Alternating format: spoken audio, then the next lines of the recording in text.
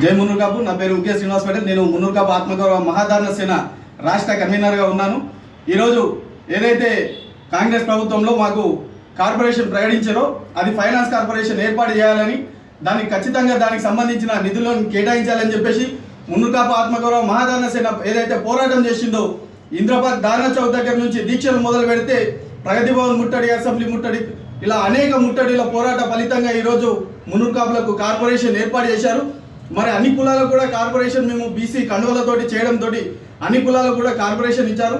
బీసీలందరూ కూడా మనం కలుపుకోబోయే అంశం కూడా మనకు ఉంది. బీసీలతోటి మనము ముందు వెళ్ళి రాజకీయంగా పైకి రావాల్సిన అవసరం బీసీలతోటి మనకు కూడా ఉంది. కాబట్టి అందరం కలిసిమెలిసిగా ఉండాలని చెప్పి ఆ రోజు తెలంగాణ బలహీన వర్గాల సమితి బీసీ సంఘం నుంచి అనేక పోరాటాలు కూడా చేసి ఈరోజు కార్పొరేషన్లు తెచ్చుకున్నాం. మరి గత ప్రభుత్వంలో కూడా కేసీఆర్ గారు మనల్ని విస్మరిస్తేనే ఆ రోజు పోరాటం చేస్తే ఈరోజు కాంగ్రెస్ ప్రభుత్వంలో మున్నూరు కాపుల కార్పొరేషన్ పెట్టిరనేది ఒకసారి మళ్ళీ గుర్తుంచుకోవాలి.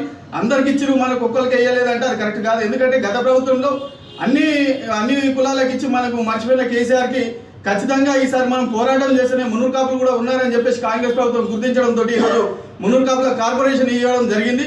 ఈ కార్పొరేషన్కి సరైన నిధులు కేటాయించాలి, లేకపోతే ప్రభుత్వం పైన మరొక పోరాటం, తీవ్రమైన ఒత్తిడి జరుగుతుందని చెప్పేసి దానికి సమూహంగా మేము జరిపిన ఇప్పుడు చర్చల ఫలితంగానే ఈ మున్నూరు కాపు ఆత్మగౌరవ మహాధారణ సేన చర్చలు జరపడంతో మేము ప్రభుత్వం మీద ఒత్తిడి తీసుకురావాలి కార్యాచరణ నిర్ణయించాం. అలాగే వేములవాడ ఆది శ్రీనన్న గారికి మంత్రి పదవి కేటాయించాలని చెప్పేసి, మున్నూరు కాపులకు కూడా ఒక మంత్రి పదవి కేటాయించాలని చెప్పేసి వేములవాడ ఆది శ్రీనన్న కానీ, తీర్మాన్ మల్లన్నకు కానీ, దానం నాగేందర్ అన్న కానీ ఈ ముగ్గురిట్లో ఎవరికైనా మంత్రి పదవి ఇవ్వాలి మున్నూరు కాపుల తరపు నుంచి అని కోరడం జరుగుతున్నది. ఆ మంత్రి పదవి ఇవ్వకపోతే కాంగ్రెస్ కూడా చుక్కలు చూపించే ప్రయత్నం కూడా మేము ఖచ్చితంగా చేస్తామని చెప్పి తెలియజేస్తున్నాం. మరి ఏదైతే గౌరవ ముఖ్యమంత్రి గారు 42% రిజర్వేషన్ ఇచ్చేసి 23,973 పదవులు, నామినేటెడ్ పదవులు బీసీలకు కేటాయిస్తా అన్నారు. మరి బీసీలో అత్యధిక భాగం ఉన్న 21% ఉన్న మున్నూరు కాపులకు ఏ ప్రతిపదికన మీరు కేటాయిస్తారో కులగణన జరపలేదు ఇంతవరకు. మరి ఫస్ట్ అసెంబ్లీ సెషన్లోనే అది జరిపి దాని తర్వాత స్థానిక సంస్థలలో కూడా రిజర్వేషన్ ఇస్తా అన్నారు. మళ్ళీ 42% రిజర్వేషన్ ఇవ్వకుండానే బీసీలకు స్థానిక సంస్థలను రద్దు చేయాలని చెప్పేసి మేము కోరడం జరుగుతుంది. మీరు రిజర్వేషన్ కేటాయించి 23,973 నామినేటెడ్ పదవులు ఇవ్వాలి. ఏదో ఒక వర్గానికి, మీ వర్గానికి, రెడ్డి వర్గానికి ఇచ్చుకుంటూ పోతే కాదు.